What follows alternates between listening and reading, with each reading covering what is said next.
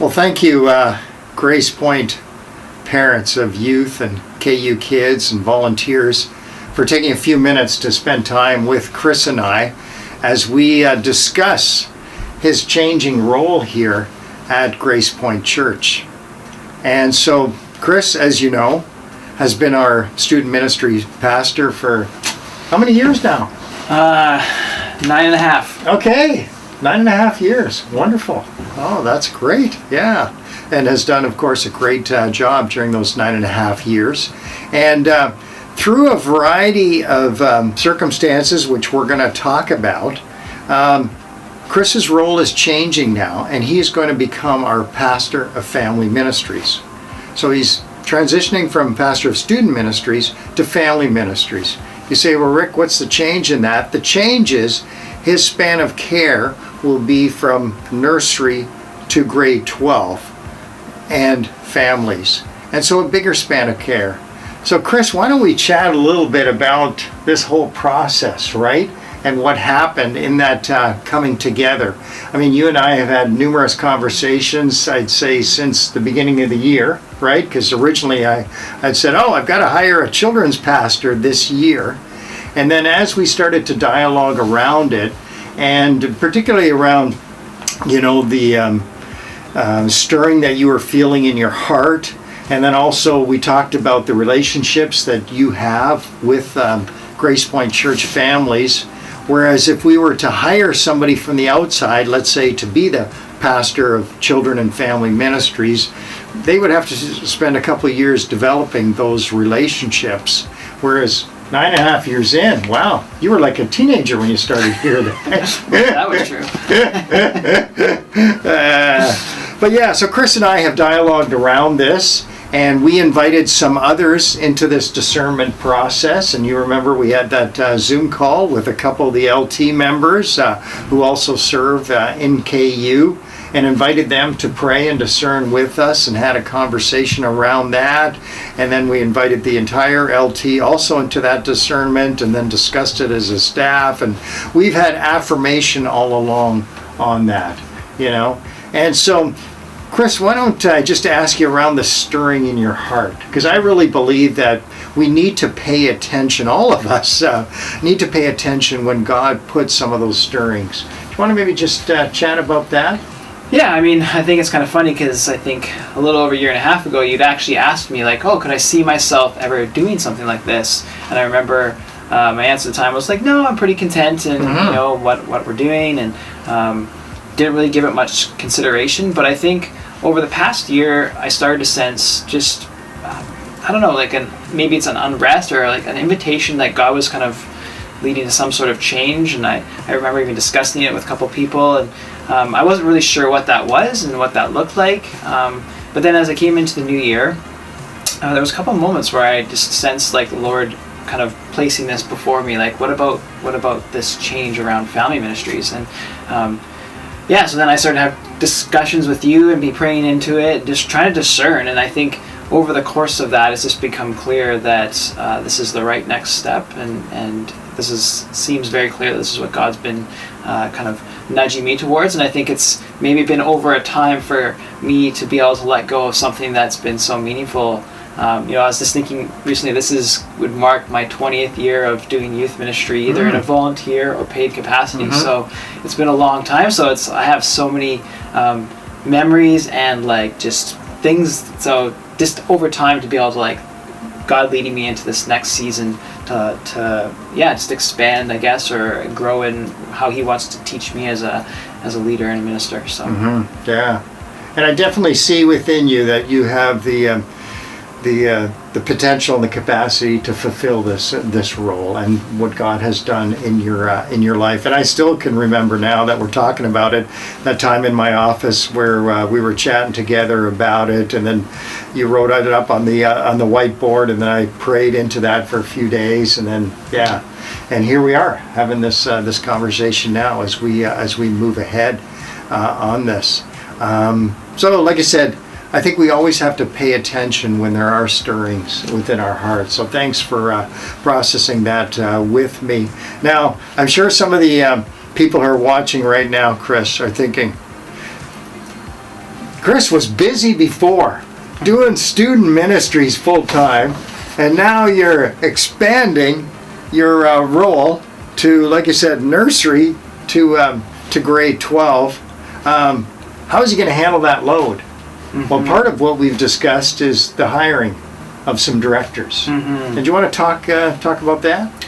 Yeah, I think as we kind of have done this discerning process and kind of thinking what, some of the challenges of bringing in an entirely new person to fulfill a role in KU is, again, like you mentioned, the having to build relationships, and that takes time to be able to build trust and relationships. And that's one of the benefits of when you have been a part of a community for a long time. You have trust and you have relationships to build and grow upon. I think that's really something we want to do, is continue to be moving forward with both our kids and our youth ministries.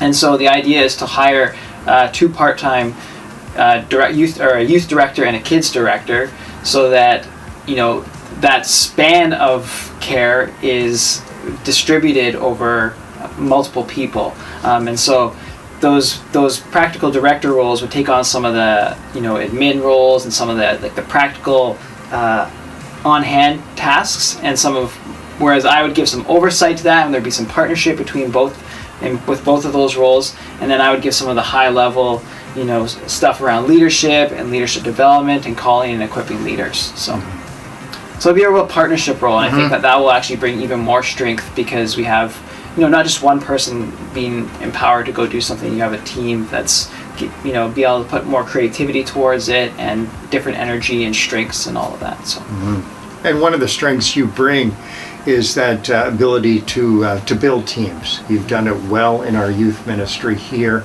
and I'm looking forward to you doing it at a staffing level also, as you oversee these 2 director roles. And I know you love working in teams, and you thrive and flourish in that sort of environment. And I think for us as a church, we will be the beneficiaries of this team working together. So yeah, I see a lot of good coming out of that way. And like you said, it's in a sense, I feel we're kind of out of the gate a little more than if we were to hire somebody from the outside and strictly a children's role. Now, some of the people watching this, Chris, might be thinking, is Chris losing his heart for student ministries? Are you? No, I definitely think things are things change as you get older, but I think it's not so much a losing a heart for student ministries, but I think by older, what do you mean? Well, I'm not. I just had my birthday, so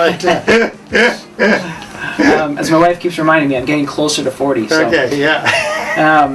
But I think a big part of it is, I still have a heart for students and for kids. But I really feel like my calling is for people, and in particular, a particular people. It's not to a role, and I've felt a strong calling to our particular church and the community here. And I think I've often thought of myself as, how can I best serve?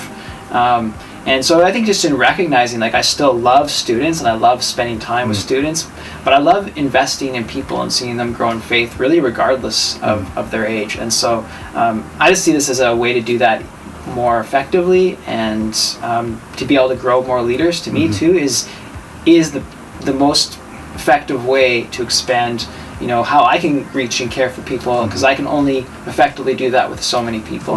And so I think the more leaders that are investing in others, the more we can expand our care. Yeah. No, and I would affirm that, those of you who are watching, that Chris continues to have a heart for student ministry and the youth here. But I do see Chris's role changing into being more of an overseer role, and then overseeing the leaders, whether paid staff or volunteers, at both the kids ministry level and the student ministry level. And that your heart for discipleship, which we all know is a huge heart, will just kind of bleed through both of those ministries. So yeah. Well, why don't we talk about KU? Do you want to share maybe something in terms of your vision, your heart, of what you see in terms of the potential for KU. Of course, we don't know when kids ministry will resume here as of this videoing now. We're optimistic and hopeful, and part of that is out of our control in terms of the government public health orders, but something on kind of a philosophical level in terms of your heart for kids. Yeah. I think, first off, when I envision how this will change, like, a part is I do feel like I have stuff to learn about KU, and part of it is just, like, I see the start of just listening to people who've already been involved in KU to understand kind of what have been some of the strengths and some of the weaknesses, and how can we work alongside that. But I think, my hope, looking at it, would be to have more of like a team philosophy and to have a more empowered philosophy. Like, even the word volunteer, I never use that language with my youth leaders, because I don't want them just to see themselves as a plug and play person that can come in. Like, they are indispensable to what we are doing here, because I often use a language with them that they are the youth pastor to a group of students, and I think I would want to see something similar in KU, that people don't just see as like, oh, we need to like fill this role and get this done. It's like, no, like, you are indispensable to the discipleship of our kids here. Like, you really matter, and so if you're not there, like, it matters to kids. And so I think that's how I'd want to see us, this to shift our thinking, is that we're all empowered to bring the gifts that God has given us to invest in others, because that's what discipleship is. It's investing what God has already invested in us through the lives of others. We get to impart that to others, and so I think that's a shift that I would want to see us just have more of a an empowered philosophy within KU. And how we'll get there, I think, will be a bit of an evolving process. But I have a few thoughts and hopes, and we'll see how it goes. Right, yeah. As do I, and I think this will be a wonderful journey together in doing this, even as a church family. Like you said, it will evolve, but we are meant to do life together. We are meant to serve together, and we are a church family, as Gracepoint Community Church. And the fact that you are deeply invested here, yourself and your family in Gracepoint Church, and that you have this heart for discipleship, that we want to invite others in this journey also. So I just want to say, church family, that this whole process has obviously been bathed in prayer. That we've taken a few months to discern this, and most of all to seek God on it. So it's not just a whim that Chris had or I had, or hey, let's just shift things up for the sake of change. It's never just for the sake of change. It's obeying what God is calling us to do. And like I said, Chris has had this stirring, and as we've talked through things, we sense, okay, this is where God is leading us. I realize it's a new chapter for us. We've never had a family ministries pastor. So you're kind of the pioneer in the sense of the first person in that role. And that's okay for us to do that as a church family. Because you and I are both about discipleship, right? And my heart just breaks for what's happening in today's youth and kids culture, right?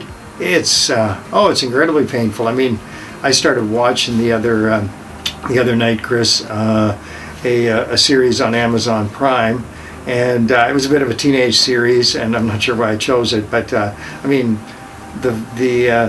first clip in, I had to turn it off, and I thought, what? Like, they're putting this out there for teenagers? The discipling of kids in this day and age is just crucial. And so I really believe that as a church we're following the Lord in this, and so that we can best equip and train and disciple our kids and youth to live in a culture that's getting darker and darker and decaying away from God's way, it seems. And so I'm looking forward to the journey together. And I think we've got a Zoom meeting coming up, do we not? With Yeah. the parents? Yeah, Do you want to next- maybe give the details on that? Yeah, I believe that's going to be happening next Wednesday, June 16th at 7 June p.m., I 16th, believe. yes. So, Yeah. So hopefully we'll be able to see some of you out there. Yeah, so that'll be 7 p.m. And you perhaps have some questions, right, that you maybe want to ask Chris and I. So let's do that evening, or you can even fire either of us an email or pick up the phone and call us. And like I said, we can get maybe a little bit more into answering some of your questions, or you may be wondering about something on that June 16th Zoom call. Yeah. So I don't know, anything else you've got to say? No, I think, I think we've kind of said the basics kind of stuff, and I look forward to kind of having some more dialogue with people over the next coming weeks. Yeah. No, that's how I feel too. So thanks for taking the time to watch this.